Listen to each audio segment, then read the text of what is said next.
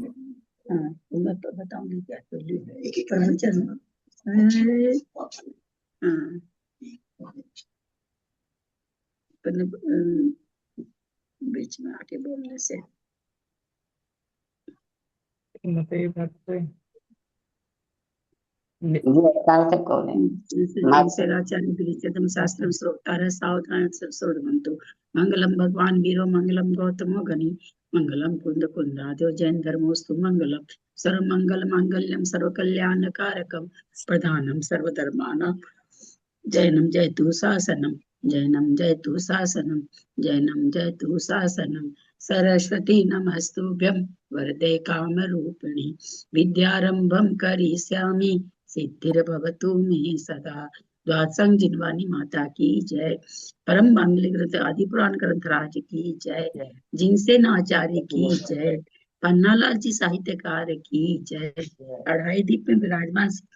उठ गई क्या? खाना दे दूं? पन्नालाल जी साहित्यकार की जय।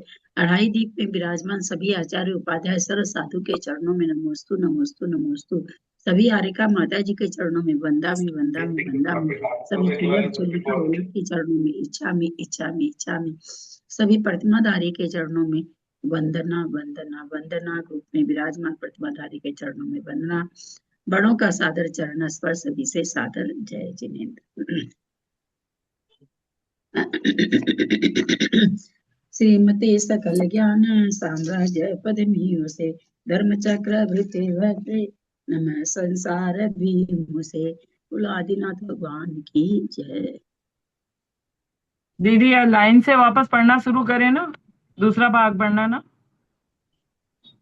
हाँ, तो पहला भाग में कैसे क्या हुआ था मुझे तो कुछ पहला याद भाग रहता तो नहीं। वो सतनाम के आए थे तो बीच में वो तो अब वापस, या तो या दूसरा भाग में वापस पहले नाम से शुरू कर लेते हैं, जो सब 25-25 श्लोक पढ़ लेंगे।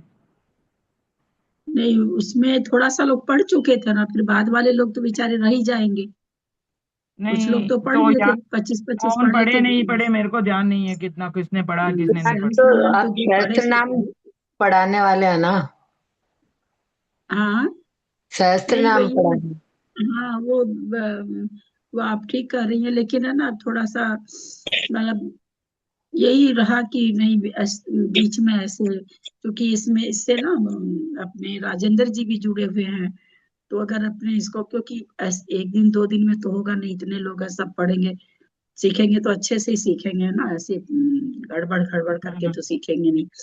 तो थोड़ा सा वो जुड़े हुए भी हैं, और बीच शास्त्र में ऐसे रोक करके मतलब मुझे लगा कि नहीं ये ठीक नहीं होगा, तो इसीलिए इस शास्त्र को कर लेते हैं। उसके बाद या बीच में देखेंगे, कोई कोई दिन ऐसा देखते हैं। अभी तो मेरे को एकदम टाइम ही नहीं मिल रही है बिल्कुल भी। देखते हैं उसके लिए क्या करते हैं। अभी तो एक शास्त्र को कंटिन्यू करते हैं, तो उस समय 25-25 पढ़ने वाले कहाँ तक पढ़े थे, उसके आगे कर लो, नहीं तो लोगों को मेरे लगेगा को कि मेरे को कुछ याद नहीं है दीदी, कितना कहाँ तक पढ़े थे, कौन आप पढ़े लोगों थे। में किसी को याद है क्या? लेकिन लास्ट से शुरू करा दीजिए तो अपने आप उनका नंबर आ जाएगा पहले। हाँ, लास्ट वाले से शुरू करा दीजिए तो अपने आप उनका नंबर पहले आ जाएगा ना। अब लास्ट वाले का तो ये है ना, सरिता जी आते ही नहीं है लोग, पुकारते रह जाओ पुकारते रह जाओ। हेमा कोई आंटी कोई। जी पढ़ी थी लास्ट। हाँ, स्तोत्रमाला जो नाम है ना भगवान के, तो हेमा आंटी पढ़ी थी लास्ट में। वो तो सभी कोई सब कोई पढ़े थे ना, उस हिसाब से नंबर आया था सबका। सहस्त्र नाम तो जिन जिन का जो जो पढ़ पाए सो पढ़ लिए, सहस्त्र नाम की कोई नाम बात नहीं है। नंबर तो दीदी अगर शुरू से ही लेंगे तो भी नंबर तो आ ही जाएगा। अब तो 25-25 लोग पढ़ेंगे तो इतने इतने, इतना बड़ा शास्त्र है तो नंबर तो सबका आ ही जाएगा लाइन से। नंबर तो आ ही जाएगा, नंबर आने की बात नहीं। उस दिन भी थोड़ा सा हो गया था ना कि भाई यहाँ तक हो गया था हम लोग का, तो इसलिए मैं कह रही हूँ मेरे को तो कोई पढ़ना हाँ, नहीं है। हाँ, नहीं मेरे मेरे को को थोड़ी ध्यान नहीं कोई। है, अब किसी को ध्यान है तो बता दे किसका नंबर था लास्ट में। ये दूसरा बता दे। अध्याय चालू कर रहे हैं ना, दूसरा अध्याय। हम्म। हाँ, दूसरा हम्म। भाग। हाँ, लाए नहीं आज। शास्त्र जी नहीं है उनके पास। हमारे पास कल भी आएगा वो। शास्त्र जी है। इसका पीडीएफ है ना अपने पास? कल मंदिर से आएगा, कल आएगा। पीडीएफ पीडीएफ भेजा भेजा हुआ तो तो गया था था। पहले। पीडीएफ भेजा तो था। 2-3 बार भेजा हुआ है, वापस अगर है तो मैं देख लेती हूँ, क्यों डिलीट हो जाते हैं ना आगे के मैसेज सारे। वही तो आप उसका भेज अलग। दीजिए ना एक बार अभी के लिए। और कल नंबर मांगा, इनको ये नंबर भेजा ही नहीं ग्रुप में। भेजा ना, भैया जी ने किसको? भेज दिया ना नंबर। ये तो किसको ग्रुप में भेजा? नंबर, दो कौन दो से न, में? दो अपने इसी में, इसी ग्रुप में, आदि पुराण ग्रुप में भेजा हुआ है। आदि पुराण में आया तो है, और मेरे को आपने तो ध्यान पता नहीं नहीं। दिया। मैंने आया देखा है है, लेकिन मुझे हाँ ठीक है, देखा मैं नहीं होगा आपने। कल मंगवाती हूँ। चलो ठीक है, शुरू से कर लो फिर शुरू, कोई जब बता ही नहीं रहे हैं तो मेरे को थोड़ी याद है किसी का। तो शुरू से फिर पहला नंबर मेरा ही है, मैं करूं शुरू फिर। हाँ करो। ठीक है एकदम दीदी, प्रणाम शुरुआत दीदी। से है ना? दूसरा भाग का शुरुआत से एकदम पहला वाला। हाँ शुरुआत से है। दीदी मंगलाचरण तो आप कर दीजिए ना। कर हाँ दिया ना दीदी, दीदी ने। ध्यान तो है ही नहीं। मंगलाचरण, हाँ एक मिनट सरिता जी ने, हमको लग रहा नहीं इसमें ये कोई नया अलग से मंगलाचरण नहीं है, अच्छा अच्छा, पहले ग्रंथ वाला ही है, वो कर दिया मैंने, ठीक। इसमें अलग से है नहीं मंगलाचरण। आंटी जी तो लेके नहीं आ। प्रणाम, प्रणाम दीदी। शुरू शुरू करूं मैं। अथांतर श्रीमान चक्रवर्ती भरत महाराज ने विधि पूर्वक चक्र रत्न की पूजा की और फिर अनुक्रम से पुत्र उत्पन्न होने का आनंद मनाया। राजा भरत के उस महोत्सव के समय संसार भर में कोई दरिद्र नहीं रहा था, किंतु दरिद्रता सबको संतुष्ट करने वाली याचकों के प्राप्त करने में रह गई थी। भावार्थ, मतलब महाराज दरिद्रता भरत, कभी नहीं थी, दरिद्र का कहाँ दिखाई दी, तो मांगने वालों की दरिद्रता हो गई थी, यानी मांगने वाले कोई नहीं थे। कितना सुंदर लिखे हैं, समय हाँ, संसार भर में कोई दरिद्र नहीं रहा था, किंतु दरिद्रता सबको संतुष्ट करने वाले याचकों के प्राप्त करने में रह गई थी। बहुत सुंदर। भावार्थ, महाराज भरत के द्वारा दिए हुए दान से याचक लोग इतने अधिक संतुष्ट हो गए कि उन्होंने हमेशा के लिए याचना करना छोड़ दिया। उस समय राजा ने चौराहे चौराहों में, गलियों में, नगर के भीतर और बाहर सभी जगह रत्नों के ढेर किए थे और वे सब याचकों के लिए दे दिए थे। उस समय भरत ने जो चक्र रत्न की पूजा की थी वह उसके शत्रुओं के लिए अभिचार अभिचार क्रिया अर्थात हिंसा कार्य के समान मालूम हुई थी। और पुत्र जन्म का जो उत्सव किया था वह संसार को शांति कर्म के समान जान पड़ा था। तदनंतर भरत ने दिक भरत ने दिग्विजय के लिए उद्योग किया। उसी समय शरद ऋतु भी आ गई, जो कि भरत की जय लक्ष्मी के समान प्रसन्न और निर्मल अंबर को धारण करने वाली थी। उस समय सप्त पर्ण जाति के फूलों से उठी हुई पराग से जिनके शरीर सुशोभित हो रहे ऐसे भ्रमरों के समूह इस शरद ऋतु के अलकों के पास के समान शोभायमान हो रहे थे। जिस प्रकार कवियों का उत्तम काव्य प्रसन्न और प्रसाद गुणों से सहित और जन समूह के चित्त को आनंदित करने वाला होता है, उसी प्रकार तालाबों और नदियों का जल भी प्रसन्न अर्थात स्वच्छ और मनुष्यों को चित्त को आनंद देने वाला बन गया था। चारों ओर उड़ती हुई हंसों की पंक्तियां ऐसे सुशोभित हो रही थी मानो शरद ऋतु रूपी लक्ष्मी की बड़े बड़े मोतियों की माला से बनी हुई कंठमाल गले में पहनने का हार ही हो। कमलों की पराग से व्याप्त हुआ सरोवर का जल ऐसा सुंदर जान पड़ता था मानो सुवर्ण की धूलि से व्याप्त हुआ रत्न जड़ित पृथ्वी का तल ही हो, जिसका जल चारों ओर से कमलों की पराग से ढका हुआ है। ऐसे सरोवर को देखकर कादम्ब जाति के हंसों की स्त्रियां स्थल का संदेह कर बार बार मोह में पड़ जाती थी, अर्थात सरोवर को स्थल समझने लगती थी। जो भ्रमरों की पंक्तियां कमलों के केसर के समूह से पीली पीली हो गई थी, वे कमलों के केसर के समूह से पीली पीली हो गई थी, वे ऐसी जान पड़ती थी मानो स्वर्णमय मनकाओं से गूंथा हुआ शरद ऋतु का कंठहार ही हो। जिस प्रकार चारण लोग प्रसिद्ध दानी पुरुष के समीप उसकी कीर्ति गाते हुए पहुंचते हैं, उसी प्रकार हंस पक्षी भी शब्द करते हुए अतिशय सुगंधित सरोवर से जल के समीप पहुंच रहे थे। शरद ऋतु के आते ही नदियों के किनारे स्वच्छ हो गए थे और ऐसा जान पड़ते थे मानो सफेद वस्त्रों से बने हुए हंसों के बिछोने ही हो। कमलों से सहित सरोवर, नील कमलों से सहित खेतों की भूमियां और हंसों सहित किनारों से युक्त नदियां, ये सब कामी मनुष्यों को चित्त हरण कर रहे थे, जिनमें स्वच्छ जल भरा हुआ है और जो सारस पक्षियों के जोड़ों से सहित है। ऐसे छोटे छोटे तालाब नुपुरों के शब्द को जीतने वाले कल हंस पक्षियों के सुंदर शब्दों से बहुत ही अधिक सुशोभित हो रहे थे। नीलोत्पल ही जिसके नेत्र है और कमल ही जिसका मुख है, ऐसी शरद ऋतु की लक्ष्मी रूपी स्त्री कल हंसियों की मधुर शब्दों के बहाने वार्तालाप करती हुई सी जान पड़ती थी, जिनमें बालें नीचे की ओर झुक गई है, जिनमें बालें होगा कि बेले होगा दीदी? देखो आगे पढ़ो, ऐसे क्या पता चले।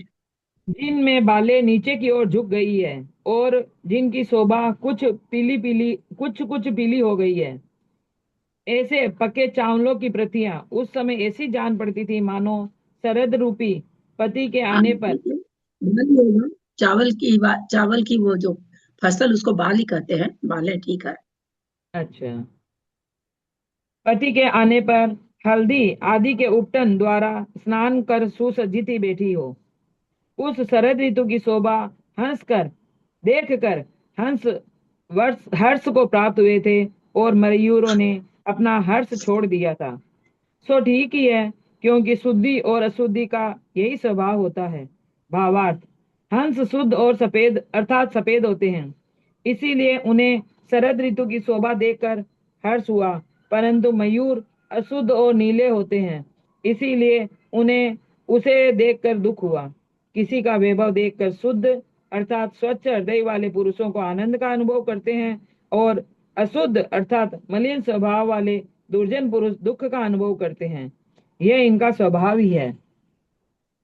निर्मल शरीर को धारण करने वाले हंस मधुर शब्द करते हुए ऐसे जान पड़ते थे मानो अहो तुम लोग जड़ प्रिय, मूर्ख प्रिय, पक्ष में जल प्रिय हो, इस प्रकार कहकर मयूरों की हंसी उड़ा रहे हो, जिनका वर्ण अनेक प्रकार का है, जिनकी रुचि इच्छा पक्ष में कांति मेघों में लग रही है और जो पर्वतों के आश्रय है, ऐसे मयूर ने इंद्रधनुषों के साथ ही साथ अपनी ही उन्नति छोड़ दी थी।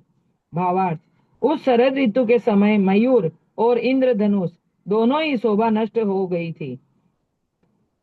वन पंक्तियों में शरद ऋतु रूपी लक्ष्मी के द्वारा थूके हुए तांबुल के रस के बूंदों की समान शोभा देने वाले बंदूक दोपहरिया पुष्पों ने क्या इंद्रगोप अर्थात वर्षा ऋतु में होने वाले लाल रंग के कीड़ों की शोभा नहीं बढ़ाई थी। क्या मतलब? अर्थात अवश्य ही बढ़ाई थी। वैसे वो ऋतु का वर्णन कर रहे हैं। हाँ, बंदूक पुष्प इंद्र गोपों के समान जान पड़ते थे।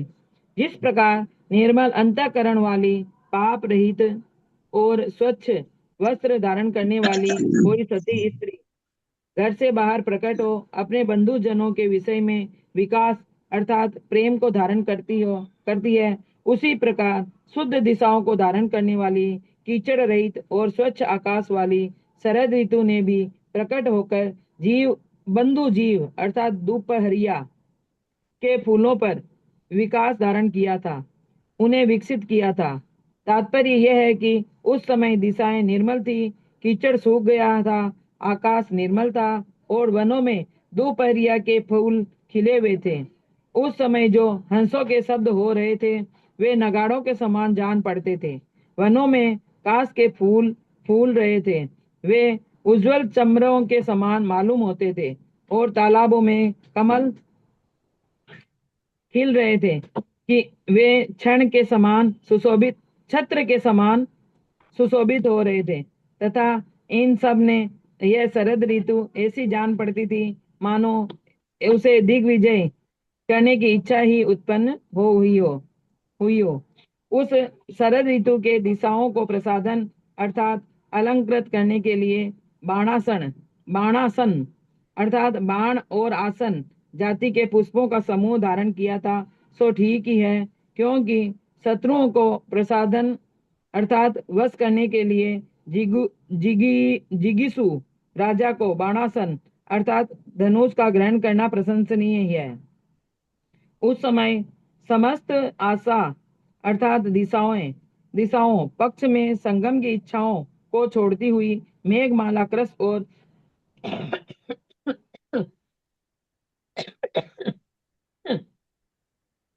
पांडुवर्ण हो गई थी। सो उससे ऐसी जान पड़ती थी मानो वर्षा काल के वियोग से उत्पन्न हुई चिंता से व्याकुल होकर ही वैसी हो गई हो। प्रणाम दीदी। आगे त्रिशला जी है नहीं है ना? मंजू जी दिल्ली। जय जिनेन्द्र सबको।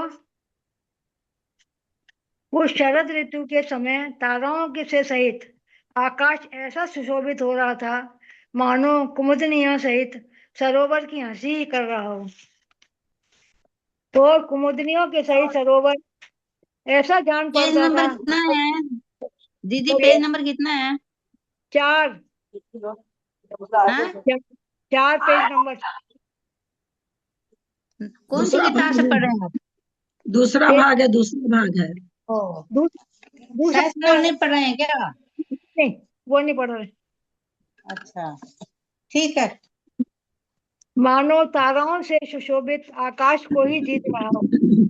तारका रूप कुमुदों से भरे हुए आकाश रूपी निर्मल सरोवर में अपने किरण रूप पंखों को फैलाता हुआ चंद्रमा ठीक हंस के समान आचरण करता था, जिनकी कांति दिशा रूपी स्त्रियों के हारों में लगे हुए बड़े बड़े मोतियों के समान है। ऐसे तारागण आकाश रूपी घर के आंगन में फूलों के उपहार से उत्पन्न हुई शोभा को बढ़ा रहे थे।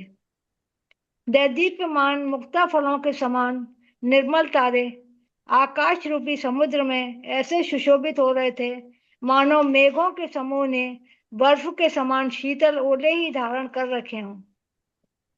आकाश रूपी आंगन में जहां तहां बिखरे हुए तारागण ऐसी शोभा धारण कर रहे थे मानो चांदनी रूप जल से उत्पन्न हुए बबूलों के समूह ही हों।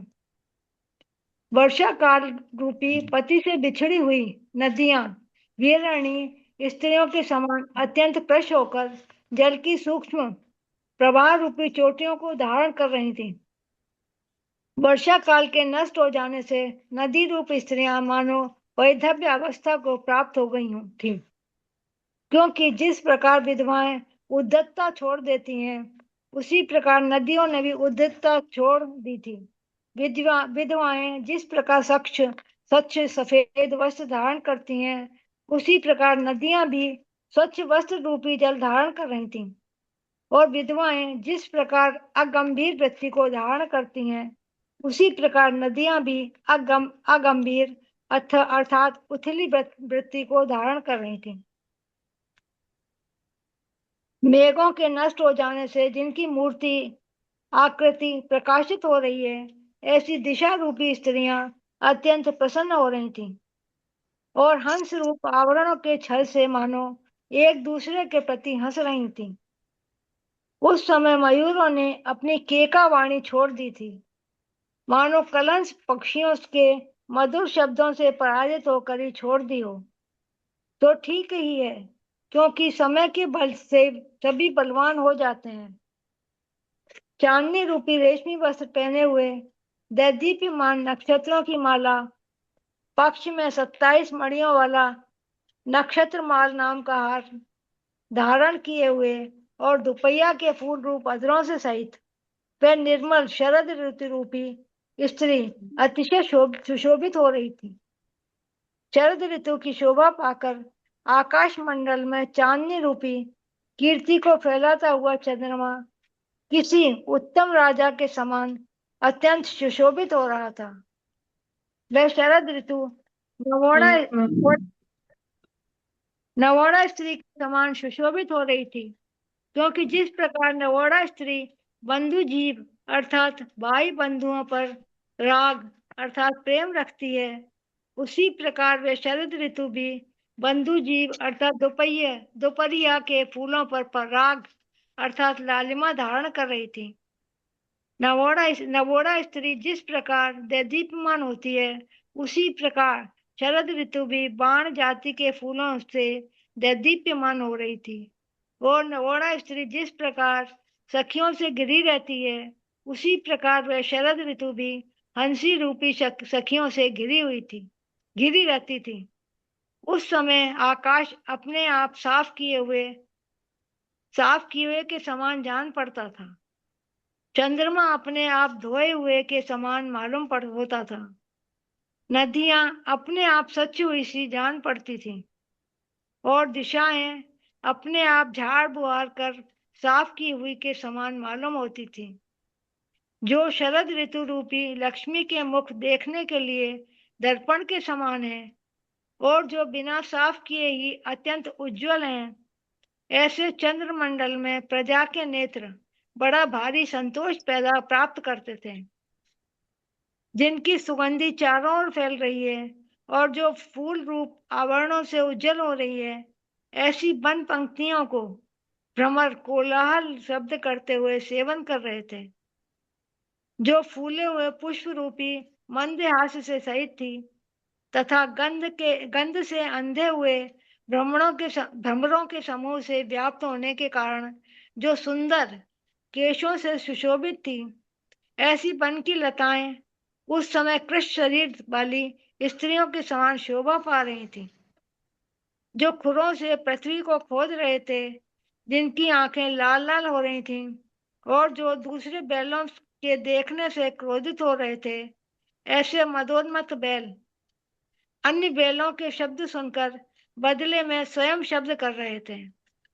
उसी प्रकार गंभीर शब्द करते हुए वे बैल अपने सींगों के अग्रभाग से स्थल कमलों के मृणाल के टुकड़ों से व्याप्त हुई वन की पृथ्वी को खोद रहे थे। इसी तरह शरद ऋतु में जिनके कांधोल पर मिट्टी लग रही है और जो कुमुद पुष्प के समान अत्यंत सफेद हैं, ऐसे वे बैल स्पष्ट चिन्ह वाले चंद्रमा की शोभा धारण कर रहे थे। जिनसे अपने आप दूध निकल रहा है, ऐसी उत्तम गायें वन की संपूर्ण पृथ्वी को दग्ध प्रवाह के रूप करती हुई वनों के भीतर जहां तहां फिर रही थी। इसी प्रकार जिनके स्तन कुंड के समान भारी हैं और जो अमृत के पिंड से बनी हुई के समान अत्यंत निर्बल है, ऐसी तुरंत की प्रसूत हुई गायें वनों के मध्य में शरद ऋतु की शोभा के समान जान पड़ती थी। जिनके स्तन बहुत स्थूल हैं और जो हम्बा शब्द कर रही हैं, ऐसी दूध वाली गायें दूध पीने के लिए उत्सुक तथा बार बार हम्बा शब्द करते हुए अपने बच्चों को दूध रूपी अमृत पिला रही थी। जो गायें ग्वालों के यहाँ बंधक रूप से आई थी, अर्थात दूध के ठेका पर आई थी, उन्हें यद्यपि बांध रखा था, तथापि वे हुम्बा ऐसा गंभीर शब्द करने वाले एवं दूध पीने के लिए उत्सुक अपने बच्चों को दूध पिला ही रही थी। जो मेघ पहले मयूरों को अत्यंत प्रिय थे, वे ही अब शरद ऋतु में जल रूप धन से क्या लिखा है 49 धन के नष्ट हो जाने से खाली होकर उन्हें अप्रिय हो गए थे, तो ठीक ही है, क्योंकि दरिद्रता बहुत ही कष्ट देने वाली होती है। उस समय फूले हुए वृक्षों के पर्वत ऐसे जान पड़ते थे मानो परस्पर में हंसी ही कर रहे हों, और झड़ते हुए झरनों के छींटों से ऐसा जान पड़ते थे मानो फाग ही कर रहे हों, विनोदवश एक दूसरे के ऊपर जल डाल रहे हों। जय जिनेन्द्र को सरिता जी, भाभी एक सरिता जी से नहीं। भाभी ये कहाँ का वर्णन है? हाँ ललिता भाभी, हम्म, ये किस जगह का वर्णन हो रहा है? किस जगह का वर्णन हो रहा है? हाँ मतलब कहाँ का वर्णन है ये नहीं समझ में आई बात। हाँ हाँ, समझ रहे हैं। ये तो वहाँ है ना, भरत भरत जी। चक्रवर्ती के पुत्र के रत्न की प्राप्ति हुई। भरत चक्रवर्ती को पुत्र रत्न की प्राप्ति हुई है, हाँ उसके लिए तो वर्णन मतलब करना उस पड़ेगा। समय शरद ऋतु आ गई थी। दीदी भरत शरद जी ऋतु का दिग्विजय कितना के बड़ा लिए। वर्णन किया है। हाँ हाँ, शरद ऋतु का कितना बड़ा वर्णन किया है। तो दिग्विजय के लिए निकले हैं, उस समय का पूरा रास्ते उससे का वर्णन चल रहा है। वातावरण का, अच्छा हाँ। वातावरण चल रहा है। शर्मिला जी और कोई को पढ़ा लीजिए, मेरा पीडीएफ निकला नहीं है इसमें। मैं पढ़ लूं क्या शर्मिला आज? मैं भी हाँ कलकत्ता आई हुई हूँ तो पढ़ लूं। आप पढ़ते नहीं हो हमेशा कभी हाँ भी। कलकत्ता में भी पढ़ लीजिए आप, पढ़ लीजिए आप। कलमी जाति के धान जो कि बहुत दिन के थे, अथवा जिनके समीप बहुत ही पक्षी बैठे हुए थे, जो खूब नच रहे थे और जो अपने परिपाक से जगत के समस्त जीवों का पोषण करते थे, वे ठीक वृद्ध पुरुषों के समान सुशोभित हो रहे थे। सहजना के वृक्ष मदोन्मत्त भ्रमरों के समूह से घिरे हुए अपने फूलों से ऐसे सुशोभित हो रहे थे मानो जिनके मध्य भाग में इंद्र नील मणि लगा हुआ है। ऐसे स्वर्णमय आभूषणों से हो रहे स्वर्णमय आभूषणों से ही सुशोभित हो रहे हो। जिस प्रकार आभूषण आदि पहनने के पर देवाले घर से निकलकर रंग भूमि में आई हुई नृत्यकारिणी नेत्रों को आनंद देती है, उसी प्रकार मेघों के आवरण से छूटी हुई दिशाएं नेत्रों को अतिशय आनंद दे रही थी। पर्वतों ने जो अपनी शिखरों पर जल रहित सफेद बादलों के समूह धारण किए थे, वे ऐसे जान पड़ते थे मानो अंचल सहित नवीन वस्त्र ही हो, जिन पर वायु रूपी महावत बैठे हुए हैं, जो भीतर ही भीतर गरज रहे हैं और जो लता गृहों में जल की बूंदे रूपी मद धारा की बूंदे छोड़ रहे हैं। ऐसे मेघ रूपी हाथी जहां तहां फिर रहे थे, जिनकी चोंच मूंगा के समान लाल है। ऐसी तोताओं की पंक्ति आकाश में ऐसी शोभा बढ़ा रही थी मानो पद्मराग मणियों को कांति सहित हरित मणियों की बनी हुई वंदन माला ही हो। जिस प्रकार अधिकार से भ्रष्ट हुए मनुष्यों के चित्त दीनता को प्राप्त होते हैं, उसी प्रकार नावों के द्वारा आजीविका करने वाले उद्दत मल्लाहों के चित्त दीनता को प्राप्त हो रहे थे। भावार्थ, शरद ऋतु में नदियों का पानी कम हो जाने से नाव चलाने वाले लोगों का व्यापार बंद हो गया था, इसलिए उनके चित्त दुखी हो रहे थे। उस समय सूर्य भी ठीक महाराज भरत के समान देदीप्यमान हो रहा था, क्योंकि जिस प्रकार भरत प्रतापी थे उसी प्रकार सूर्य भी प्रतापी था। जिस प्रकार भरत लोक के एकमात्र नेत्र थे अर्थात सबको हिताहित का मार्ग दिखाने वाले थे, उसी प्रकार सूर्य भी लोक का एकमात्र नेत्र था।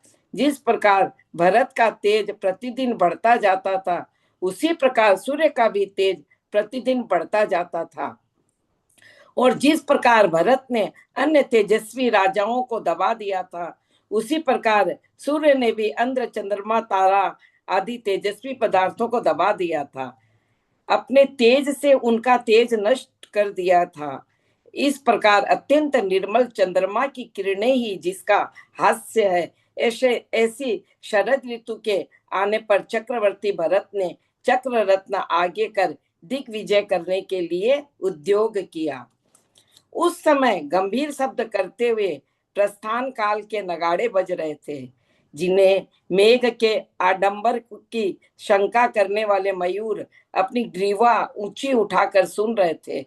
उस समय जिन्होंने मंगलमय वस्त्राभूषण धारण किए हैं, ऐसे महाराज भरत हार तथा सफेद चंदन से सुशोभित जिस वक्ष स्थल को धारण किए हुए थे, वह ऐसा जान पड़ता था मानो शरद ऋतु रूपी लक्ष्मी ही उनकी सेवा कर रही हो। महाराज भरत ने चांदनी से बने हुए के समान सफेद, बारीक और कोमल जिन दो दिव्य वस्त्रों को धारण किया था, वे ऐसे जान पड़ते थे मानो शरद ऋतु रूपी लक्ष्मी के द्वारा ही उपहार में लाए गए हों। घुटनों तक लटकते हुए ब्रह्म सूत्र से महाराज भरत ऐसे सुशोभित हो रहे थे जैसे कि तट को स्पर्श करने वाले गंगा जल के प्रभाव से हिमवान पर्वत सुशोभित होता है। मुकुट लगाने से जिनका मस्तक बहुत ऊंचा हो रहा है, ऐसे भरत महाराज ने अपने दोनों कानों में जो कुंडल धारण किए थे, वे ऐसे जान पड़ते थे मानो ज्योत्सक की बधाई देने के लिए सूर्य मंडल और चंद्र मंडल ही आए हों। भरतेश्वर के वक्ष स्थल पर देदीप्यमान कौस्तुभ मणि ऐसा सुशोभित होता था मानो विजय लक्ष्मी के विवाह रूपी मंगल की सूचना देने वाला दीपक ही हो। उन्होंने चंद्रमंडल के साथ स्पर्धा करने वाले जिस छात्र को धारण किया था, वह ऐसा जान पड़ता था मानो उस छत्र के बहाने से स्वयं चंद्रमंडल ही आकर उनकी सेवा करना चाहता हो। महाराज भरत ने जो छत्र धारण किया था, वह चूड़ा रत्न की किरणों से मिलकर ऐसा सुशोभित हो रहा था मानो सूर्य की लाल किरणों सहित कमल ही हो। जो वारांगनाएं महाराज भरत के आसपास गंगा की जल की बूंदों के साथ स्पर्धा करने वाले चमरों के समूह ढोल रही थी, वे ऐसी जान पड़ती थी मानो अच्छी तरह से आई हुई दिक कन्याएं ही हो। तदनंतर स्थापित रत्न ने एक बड़ा भारी रथ तैयार किया जो कि सुवर्ण और मणियों से चित्र विचित्र दिखाने वाले मेरु पर्वत के लता गृहों की शोभा की ओर हंस रहा था। वह रथ चक्र रत्न की प्रतिस्पर्धा करने वाले दो पहियों से सहित था तथा वज्र के बने हुए अक्ष दोनों पहियों के बीच में पड़ा हुआ मजबूत लोह दंड भौरा से युक्त था। इसलिए महाराज भरत के मनोरथ के समान बहुत ही अधिक सुशोभित हो रहा था। उस रथ में जो घोड़े जोते गए थे वे इच्छा अनुसार गमन करते थे, वायु के समान वेगशाली थे, कुमुद के समान उज्जवल कांति वाले थे और यश के समूह के समान जान पड़ते थे। जिस प्रकार इंद्र मेरु पर्वत के तट पर आरूढ़ होता है, उसी प्रकार भरतेश्वर योग्य सारथी से युक्त रथ पर आरूढ़ हुआ। तदनंतर प्रस्थान समय में होने वाले जय जय आदि पुण्य शब्दों से जिनका अभिनंदन किया जा रहा था, जो दिग्विजय की समस्त तैयारियां कर चुके हैं और जिनके साथ प्रस्थान कालीन सभी मंगलाचार किए जा चुके हैं, ऐसे महाराज भरत ने प्रस्थान किया। उस समय आकाश रूपी समस्त आंगन जय जय शब्दों की घोषणा से भर गया था और राजा का आंगन सेनापतियों से भर गया था।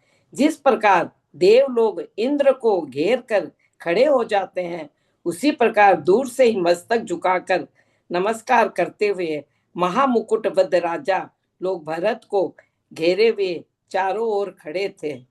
हो गया 25। हाँ सरिता जी, मैंने पीडीएफ तो भेजा है, देखिए अगर पढ़ पाते हैं तो, नहीं तो फिर निशा जैन जी पढ़े। मेरा कल ही कर देना। हाँ कल कर लीजिएगा आप, ठीक है कल कर लीजिए। निशा जी पढ़े।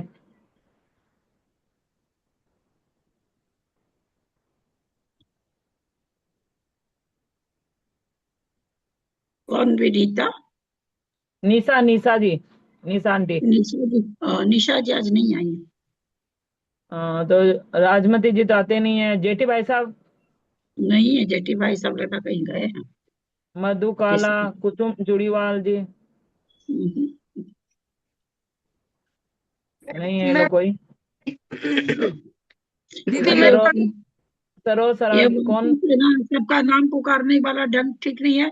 एक मैसेज डाल दो उसमें कि सब पढ़ने वाले हाँ, नाम डालेंगे, है ना, कल से डाल वापस से दूंगी दीदी, कल से डाल ये दूंगी मैं सब दीदी जैसे रेगुलर। वो सब लोग अब नहीं आ रहे हैं पढ़ लूं। सब। मैं कौन कुसुम बोल रहा है? जैन मैं बेंगलोर मैं हाँ कुसुम जैन बेंगलोर बोल रही हूँ। मैं नहीं पढ़ूंगी अभी। है ठीक है। ठीक है। हाँ। ये क्या मैं पढ़ लूं? कौन क्यों? बोल रहे हैं?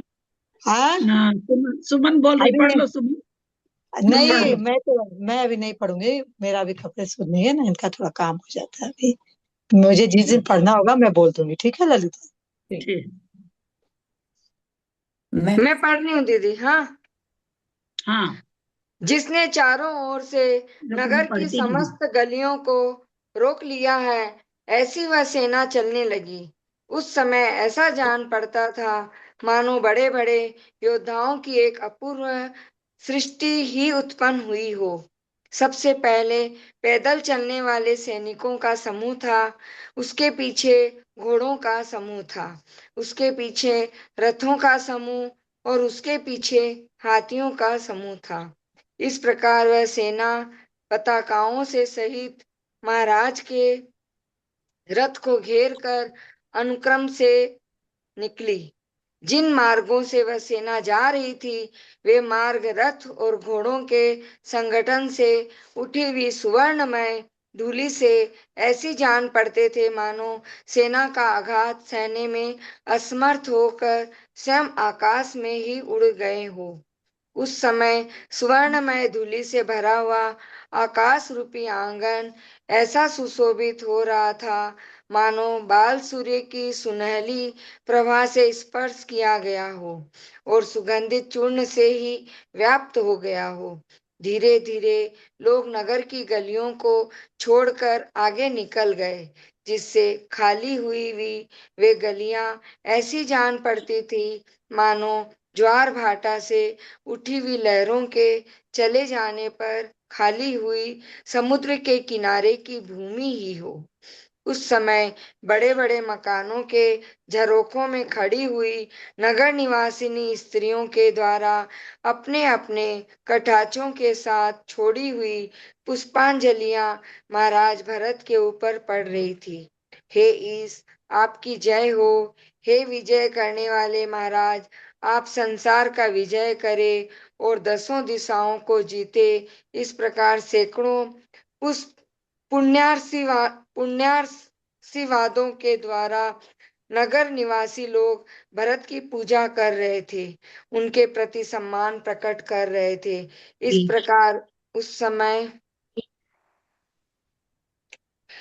प्रकार उस समय होने वाली अयोध्या की उत्कृष्ट विभूति को देखते हुए सम्राट भरत धीरे धीरे रत्नों के तोरणों से देदीप्यमान गोपुर द्वार को प्राप्त हुए। उस समय महाराज भरत को नगर के बाहर, अपने आगे पीछे और साथ साथ साथ जहां तक दृष्टि पड़ती थी वहां तक असंख्यात सेना ही सेना दिखाई पड़ती थी। जगत की उत्पत्ति के घर के समान उस अयोध्यापुरी से वह सेना गोपुर द्वार को रोकती हुई बड़ी कठिनता से धीरे धीरे बाहर निकली। क्या यह प्रलय काल के छोप को प्राप्त हुआ समुद्र का जल है, अथवा यह तीनों लोकों की नवीन सृष्टि उत्पन्न हो रही है? इस प्रकार आशंका कर आकाश में खड़े हुए देवलोक जिसे बड़े आश्चर्य के साथ देख रहे हैं, ऐसी चक्रवर्ती की वह सेना नगर से निकलकर चारों ओर फैल गई। तदंतर जिन्होंने सबसे पहले पूर्व दिशा को जीतने का उद्योग किया है, ऐसे महाराज भरत ने चक्र रत्न के पीछे पीछे जाते हुए पूर्व की ओर मुख कर प्रयाण किया। सूर्य मंडल के समान देदीप्यमान और चारों ओर से देव लोगों के द्वारा घिरा हुआ जाज्वल्यमान चक्र रत्न आकाश में भरतेश्वर के आगे आगे चल रहा था।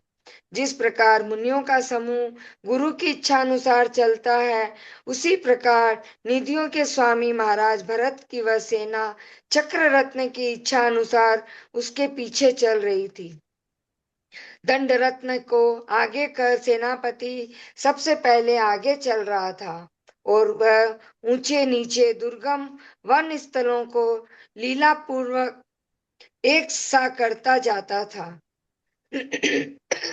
आगे चलने वाला दंड रत्न सब मार्ग को राजमार्ग के समान विस्तृत और सम करता जाता था, इसलिए वह सेना किसी भी जगह संकलित न होती हुई इच्छा अनुसार जा रही थी। तदंतर मार्ग में प्रजापति भरत ने दिशाओं को अलंकृत करने वाली अपनी कीर्ति के समान निर्मल शरद ऋतु की शोभा देखी। शरद ऋतु रूपी लक्ष्मी के मुख के समान जो सरोवर कमल की सुगंधित छोड़ रहे थे, उन्हें देखकर महाराज भरत बहुत ही प्रसन्न हुए।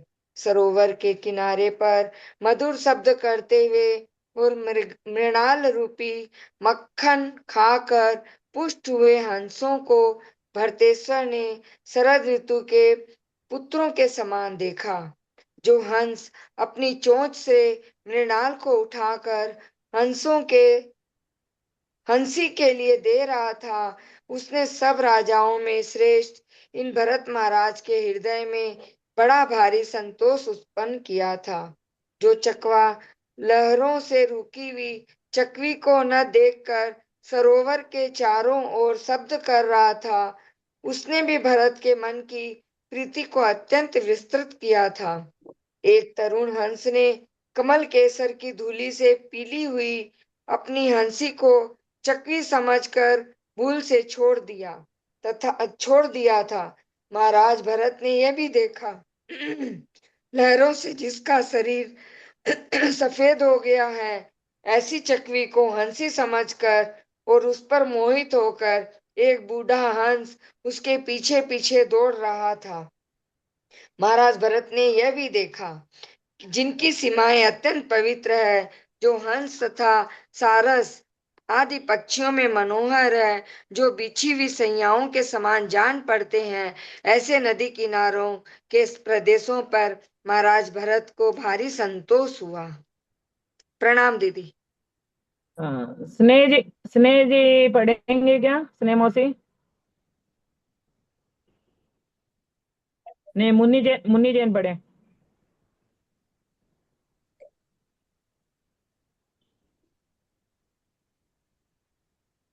मुन्नी मुन्नी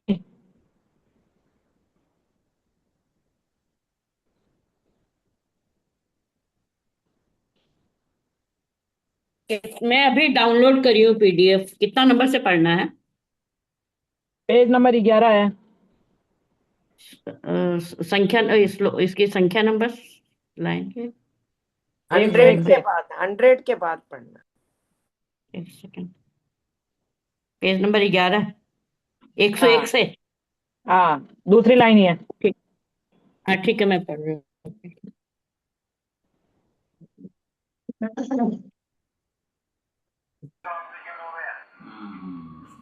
जय जिनेन्द्र सभी को।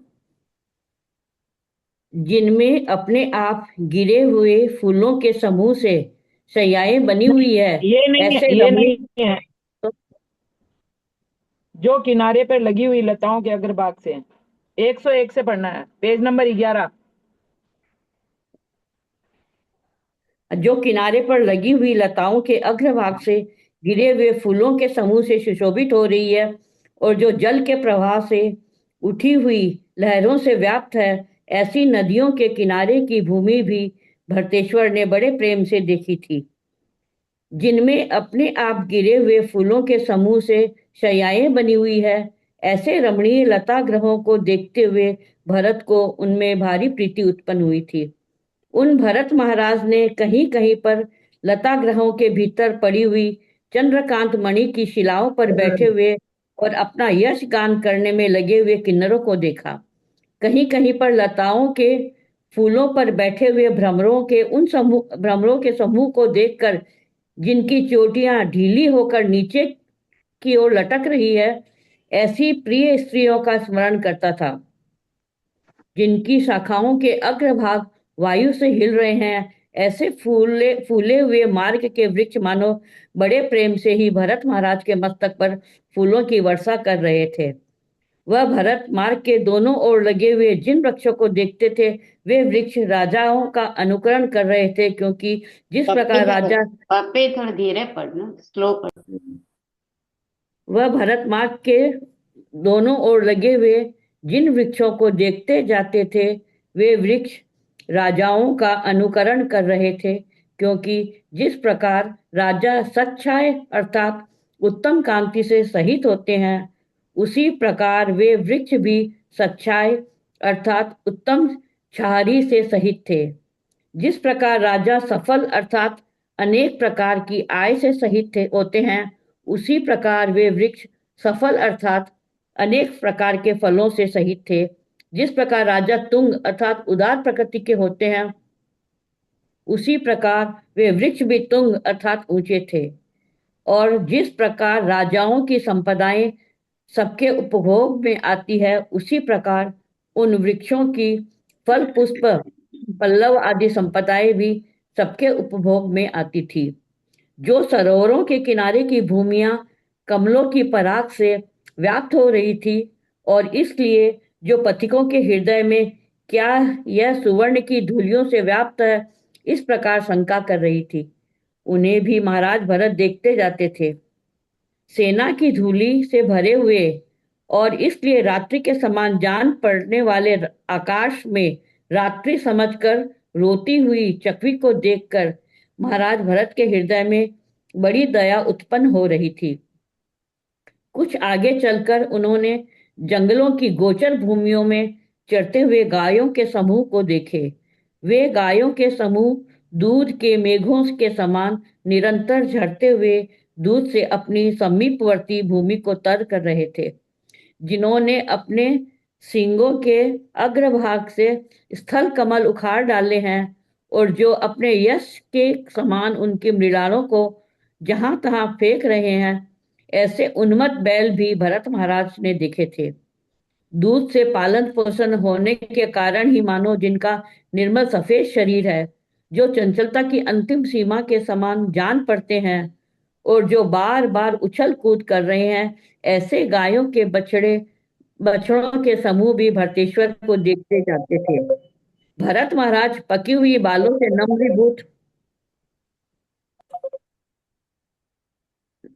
हो रहे हैं, ऐसे खेतों में लगे हुए धान के पौधों को देखकर भरत महाराज परम आनंद को प्राप्त हो रहे थे। उन्होंने खेत की भूमियों में फलों के भार से झुके हुए धान के उन पौधों को भी देखा जो कि अपने जन्म देने के कारण खेतों को बड़े आदर के साथ नमस्कार करते हुए जान पड़ते थे। उन्होंने जहां तहां फैली हुई धान रूप संपदाओं को गायों के समान देखा था, क्योंकि जिस प्रकार गायें जल पीती है उसी प्रकार धान भी जल पीते हैं। जल से भरे हुए खेतों में पैदा होते हैं। जिस प्रकार गायों में उत्तम दूध भरा रहता है उसी प्रकार धानों में भी पकने के पहले दूध भरा रहता है, और गायें जिस प्रकार लोगों का उपकार करती है उसी प्रकार धान भी लोगों का उपकार करते हैं। जिन्होंने नाल सहित कमलों को अपने कर्ण का आभूषण बनाया है, कमल की पराग जिनके स्तनों पर पड़ रही है, जो हाथ में ईख का डंडा लिए हुए हैं और जो धान रखाने के लिए छो छो शब्द कर रही है, ऐसी स्त्रियों को भी उन्होंने देखा था। जो अपने मनोहर गीतों के शब्दों से खींचकर आए हुए हंसों के समूह से घिरी हुई ऐसी धान की रक्षा करने वाली नवीन स्त्रियां भरत महाराज के नेत्रों का आनंद बढ़ा रही थी। जो पथिकों को रोकने वाले सुंदर गीत गा रही हैं और जिन्होंने धान की बालों से कर्णभूषण बनाकर धारण किए हैं, ऐसी धान की रखाने वाली स्त्रियों को भरत ने बड़े प्रेम से देखा था। जो अपने मुख की सुगंधित निश्वास से आए हुए भ्रमरों से व्याकुल हो रही है, ऐसी धान रखाने वाली सुंदर लड़कियां महाराज भरत के मन को हरण कर रही थी। जो सेना के लोगों से मार्ग के समीपवर्ती खेतों की रक्षा करने के लिए उनके चारों ओर दौड़ रहे हैं और सेना के लोगों की जबरदस्ती करने पर खेत किन्न हो रहे हैं, ऐसे खेतों के मालिक किसानों को भी भरतेश्वर ने बड़े कौतुक के साथ देखा था। जो खेत काटने वाले इधर उधर घूमते हुए किसानों से व्याप्त हो रही है, ऐसी प्रत्येक ग्रामों के चारों ओर की निकटवर्ती भूमियों को भी भरतेश्वर ने देखा। जो स्पष्ट दिखने वाले गायों के खुरों के चिन्हों से ऊंचे नीचे हो रहे हैं और जो अत्यंत सकड़े हैं, ऐसे कुछ कीचड़ भरे हुए गांवों के समीपवर्ती मार्गों में को भी भरत महाराज देखते जाते थे। उन्होंने ग्रामों के चारों ओर खड़े हुए महाबलवान गांव के मुखिया लोगों को देखा था तथा पक्षी, तिर्यंच और मनुष्यों द्वारा सेवा करने योग्य बड़े बड़े बगीचों के वृक्ष भी देखे थे, जो जहां तहां लौकी अथवा तुरई की लताओं के फूल से ढकी हुई बाड़ियों से घिरे हुए हैं और जिन पर एक से दूसरे पर मुर्गा भी उड़कर जा सकता है। ऐसे गांवों को वे दूर से ही छोड़ते जाते थे। झोपड़ियों के समीप फल और झुकी हुई लताओं को अपने पुत्र से युक्त सती स्त्रियों को भी देखते हुए भरत महाराज को बड़ा आनंद आ रहा था। जय जिनेन्द्र। दीदी एक बात पूछ रही थी, मतलब ये इतना गायों का, मतलब ये धान का, ये स्त्रियों, इसे वर्णन किया भरत महाराज देख रहे थे, तो इसका सार क्या हुआ? वर्णन इतना करने का इसका मतलब क्या सार हुआ कि ये देख रहे हैं तो क्या फल है इसका? इसका बताना चाह रहे कैसी प्रकृति थी, और क्या बताना चाह रहे कि भी कैसा उस समय किस तरह की प्रकृति थी। सब जगह जा रहे थे तो रास्ता में कैसा कैसा था वो बताना चाह रहे, प्रकृति की शोभा बताना चाह रहे। और क्या कि महाराज सबको देखते हुए जा रहे थे, इतना सब कुछ देखते हुए जा रहे हैं। पूर्व दिशा की ओर बढ़े हैं दिग्विजय के लिए, तो रास्ते में उन्हें क्या क्या दिख रहा वो कभी इसमें दिख रहा है। कितना अभी सुंदर भरतेश शब्दों में वैभव किताब जो है हाँ, आपने पढ़ा होगा भरतेश वैभव में, उसको एक बार शुरू करो ना पढ़ना, तो उसके सातों पुस्तकें मतलब पढ़ने की मन करती। इतना वैभव बताया है, इतना वैभव बताया है भरतेश वैभव नाम की उस ग्रंथ में। 6-7 किताबें हैं इसकी बड़ी बड़ी, बहुत सुंदर शब्दों में फिर है। बहुत ही अच्छा है भरतेश वैभव का। 7 पुस्तक है, 6-7 पुस्तकें हैं मतलब मेरे, हाँ, भरतेश वैभव का। मतलब एक पढ़ो ना, या 4-5 होंगी, मुझे ध्यान नहीं है, मैं काफी पहले पढ़ी थी, पर पूरा भरत चक्रवर्ती का वैभव का ऐसा वर्णन है कि शुरू करो ना तो पढ़ने की छोड़ने की इच्छा ही नहीं होती उस पुस्तक को। 4-5 तो है ही उसमें भाग, 4-5 भाग की किताबें थी, बहुत अच्छी हैं। हम लोग कहीं घूमने जाते हैं तो देखते ना, ये चीज है, ये चीज है, ये चीज है। हाँ मतलब अपन वही नहीं सार हुआ ना। और तो इसमें कुछ हाँ। सार तो वैसे तो कुछ नहीं है ना कि भाई ये सब देख रहे हैं तो उसका कुछ क्या फल है या वैसा कुछ, तो वैसा तो कुछ नहीं है ना, वही पूछ रही थी मैं। हाँ, वही। टाइम हो रहा है, 2-3 मिनट बाकी है दीदी, अब क्या करना, रहने दे। हाँ, और 2-3 मिनट में तो क्या होगा। हम दोपहर वाले ग्रुप में किस किस का नाम, एक वीडियो भेजे थे ध्यान सागर जी का, किसी ने सुना? दोपहर वाली में भेजे, शाम वाली में तो याद ही नहीं रहा। मैंने 2 लाइन ही सुनी थी, फिर हम लोग को जाना था। जो ध्यान से जो शास्त्र सुनते हैं उसके बारे में ना। हाँ, उसी का ही था। मैं सुनी दीदी, मैं सुनी, पूरा मैं नहीं भी सुनी। हाँ, मैं ललिता को बताई भी थी कि देख कितना सुंदर इसमें, मतलब नहीं भी आता हो तो आत्मा में तो आगे बहुत तक जाएगा ही। नहीं तो मैंने सुनी थी मैं। चलिए, मतलब हमें इतना आता नहीं है, लेकिन जब जो कुछ सुन लिए हैं तो कभी अगले भाव तक भी वो कभी काम आ सकता है। बिल्कुल। चलिए, जिनवानी स्तुति करें, इसमें भी भेज दूंगी, बहुत से लोग इसमें वाले उसमें है नहीं ना। हाँ दीदी, सुनने समझ में कुछ नहीं आता है, मैं तो इसीलिए फिर मेरे को तो नींद आने लग जाती है कर्मकांड पढ़ते सुनते सुनते, तो मैं आजकल क्लास ही नहीं कर पाती हूँ, छोड़ देती हूँ मैं, कि कुछ सब पल्ले ही नहीं पड़ रहा है तो छोड़ देती हूँ। ये बात सही है, सुनते सुनते कभी ना कुछ तो दिमाग बाद में आती है बात है। मेरे को आए नहीं आए, लेकिन मैं सुनते जरूर हूँ, पूरा तुम्हारी रहती हूँ। पोता पोती कितने छोटे हैं, कितने बरस के हैं? तेरे पूछ रहे हैं क्या? नहीं, इसको शर्मिला को पूछ रहे हैं। हाँ, वो तो छोटे ही हैं, 10-11 का एक करे, एक छोटा 6-7 की है, 10 7 साल। उसको एक साथ डॉक्टरी वाली किताब दे के बैठा दो। वही तो बात हो रही है ना, मेरे साथ भी तो। तो वो तो चलो थोड़ा ये हो जाता है, पर ये धर्म वाली चीज तो ऐसी है कि समझ में आती है धीरे धीरे, है ना। वो तो वही। खैर वो तो बिल्कुल ही आदमी पढ़ी क्योंकि मैंने तो नीचे की कोई किताब नहीं पढ़ी, मैं तो सीधे ही हाँ, कर्णन योग ही पढ़ा मैंने। तो ऐसा कुछ नहीं है कि नहीं हो सकता है। वो बात सही है। लेकिन कोशिश। अगर हम कोई चीज नहीं जानते तो हमको मेहनत बहुत करनी पड़ती है ना, मेहनत हाँ, बहुत करेंगे। तो मेहनत बहुत करेंगे तो जब अंदर आग लग जाएगी, सीखने की लगन लग जाएगी, एक भभक उठेगी अंदर से कि नहीं मेरे को तो सीखना ही है ना, तो फिर वो सीखता है। सीधी सी इतनी बात है, और कोई फॉर्मूला नहीं है। जिसको सीखने की एकदम अंदर से हाँ, झटक हाँ। लग जाती है, आग सी लग जाती है अंदर कि ना हमको तो सीखना ही है, तो फिर सब समझ में आता है। बहुत और बार जब हम सोचती ये हूँ, कहते सुनू हैं तो कि सही, हमको कम तो से कम सुने तो सही। नींद आती है, हमको तो नींद हाँ, आती है, हमको फिर तो लगातार सुनते सुनते सुनते सुनते समझ में आने लगेगा।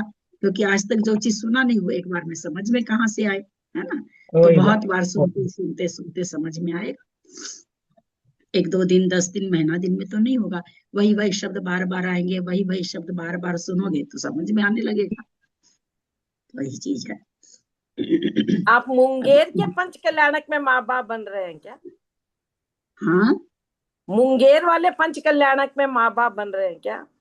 हाँ हाँ ओह, हाँ। आज प्रमुख सागर जी के वहां गई थी ना, बेलगछिया में है ना महाराज से। मैं कलकत्ता आ गई हूँ अभी। मैं कलकत्ता आ कलकत्ता गए में क्या? हूँ हाँ अभी, आज बेल। अभी सोधर भी इंद्राणी बन गई। हम्म, मेरा भाई कौन? सोधर में इंद्राणी बन गई, मुंगेर वाले में। कलकत्ता से बन रहे हैं कोई? दीमापुर दीमापुर के दीमापुर पर कलकत्ता रहते होंगे। हाँ हाँ, कलकत्ता में रहते हैं ना, अभी आए हैं। वहां भी घर है हाँ ना। कौन बन मैंने रहा है? पूछा था कि कलकत्ता में नाम, मैंने पूछा था नरेंद्र महाराज जी से। नरेंद्र तो नरेंद्र जी है। अच्छा, नरेंद्र मामा जी बन रहे हैं क्या? हाँ, सोधर में तो इंद्राणी नहीं बन गई। जानू मैं। हाँ, तो फिर वो कंपनी जी बोली मैं फोटो भेजूंगा, भेजिएगा, देखते हैं फोटो से जानते हैं क्या, नाम से तो हाँ, नहीं नहीं जान पाई। जानते हैं। आप मिले हुए हैं भाभी दीमापुर में दीदी हो? हाँ वही तो कहते हैं, नजदीक चेहरे जी है। जान मिले, जाएंगे, नाम हाँ नहीं मिले जानते हुए हैं। हैं। दीमापुर में मिले हुए। ना मिले होंगे, वही तो हमको कहे कि फोटो भेजिए तब जानेंगे, ऐसे तो नहीं जानेंगे। तो आप तो आएंगे ही। आपके कौन है? भाई भाई भाई है। भाई आपके भाभी है। भाई? हाँ कौन भाई जेठ? है हमारा? कौन भाई? जेठ की भाई? भाई नहीं भाई है भाई। हमारा। भाई है हम लोग छोटा का। भाई है हम लोग का। तो आप लोग तो बहनें आएंगी आएंगी, कहा नहीं क्या है? दो मेरा जेठूता दो है। दो दो दो तरह के लोगों को साथ लेंगे तो ना, हमारा हमारा भी सध जाएगा और धर्मेंद्र का भी सध जाएगा। डबल बिल्कुल डबल। बिल्कुल तो आप बिल्कुल। लोग तो बहनें आएंगी आएंगी, जब आपके भाई सौधर्म बन ले तो आएंगी ना। दीदी मैं करूँ दिनवानी स्तुति? अच्छा से तो हाँ, नहीं हाँ आता। करिए करिए करिए। करिए, जिनको करना करिए। शास्त्रों की बातों को मन से न जुदा करना, संकट जो कोई आए स्वाध्याय सदा करना। समझे? जीवन के तो संकट तो अंधेरों दूर में रहो, भी जोतों संकट तो का दूर रहा, बीड़ा है, बाजार जाना हो तो ही छोड़ पहचान देते हैं। जरा कर ले, फिर जड़ से मिटा देना। हम राह भटकते हैं, मंजिल का नहीं पाना, यहाँ और अंधेरा है, बूझा दीप हमारा है। शास्त्रों की बातों को मन से न जुदा करना, संकट जो कोई आए स्वाध्याय सदा करना।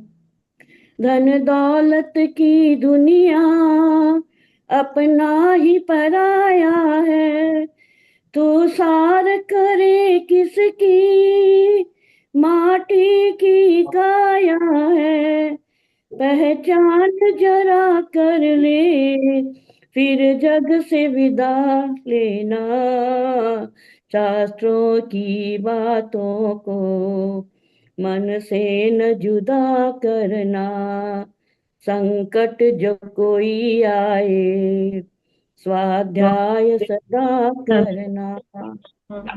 वाणी के ज्ञान ते सुझे लोकालोक, सोवाणी मस्तक चढ़ू सदा देत हूँ धो। हे जिनवाणी भारती तोई जपू दिन रैन, जो तेरी शरणा रहे सो पावे सुख चैन। देव जुआ संत को गुरु देव निर्गंथ, दया धर्म पालू सदा यही मोक्ष का। जय बोला द्वादशांग जिनवाणी माता की जय। 9 बार नमोकार। आज रिकॉर्डिंग नहीं चालू की मैंने, आप लोगों ने भी याद नहीं दिलाया। नहीं, रिकॉर्डिंग चालू है दीदी, दिखा रहा है रिकॉर्डिंग, ना दिखा कहाँ रहा है दिखा रहा? रिकॉर्डिंग, हम लोग को हाँ दिखा रहा है हाँ रिकॉर्डिंग चालू है। इन लोग सब बहनों की लगता है ना गला खूब मीठा है। आता नहीं है मेरे को तो। एक को छोड़ के, एक को छोड़ के, किस एक को छोड़ के? ललिता जी को छोड़ के क्या? नहीं ममता। नहीं, ललिता भी नहीं गा सकती इतना अच्छा, जैसे स्नेहा और हेमा गाती है ना, वैसे हम नहीं गा सकते। मेरा भी कोई इतना अच्छा नहीं है, फिर भी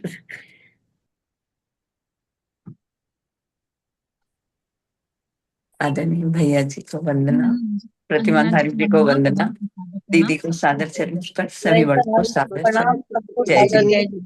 बहुत बहुत धन्यवाद। जय जिनेंद्र। प्रतिमाधारियों को वंदना, सभी को सादर जय। बड़े को प्रणाम, सबको जय जिनेंद्र।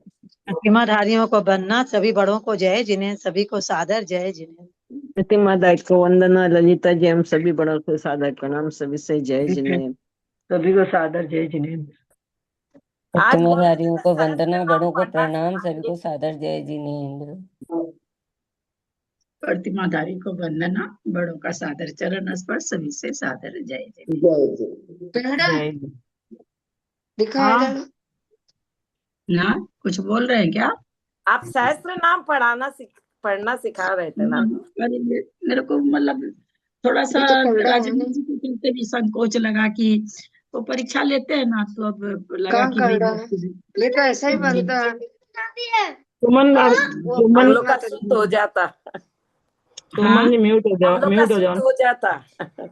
मन कराएंगे, चिंता नहीं करिए, कंटिन्यूटी रहने से ठीक है ना, कंटिन्यूटी इसकी ठीक है। तत्वार सूत्र भी कराएंगे, दोनों दो तीन चीज तो हमको कराना है आप लोग को, बाकी तो खैर पाठ बहुत है, लेकिन 2-3 चीज जो हम लोगों को पढ़नी ही चाहिए, वो 2-3 चीज हम कराएंगे जरूर। ऐसा मेरा मन है, अगर आप लोग करेंगे तो। हाँ दीदी जरूर करेंगे। हम लोग ऐसे सोचते हैं हम लोग सही पढ़ रहे, लेकिन 100 गलती निकल जाती है। करेंगे मोदी। आपकी तबीयत ठीक हुई क्या? ऐसे ही है, सदाबहार है मेरी तबीयत। आप अभी कौन से डॉक्टर को दिखाते हैं? आंख वाले डॉक्टर के जाते हैं क्या रोज? नहीं, अभी तो इनको दिखाने गए थे, यहाँ मैं अभी नहीं दिखाई। एक दिन ऐसे वो इकोकार्डियोग्राम वगैरह कराने गए थे। अच्छा। इनको दिखा, दोनों का चलता है ना, तो वो लगता है इसमें जब आता है मैसेज तो दोनों का, अब नाम तो लिखते नहीं हूँ, डॉक्टर के हाथ जा रही है लिख देती हूँ। इनका भी होता है, मेरा भी होता है, दोनों का ही होता है। दोनों तो एक ही पायदान पर है ना। हाँ हाँ ठीक है।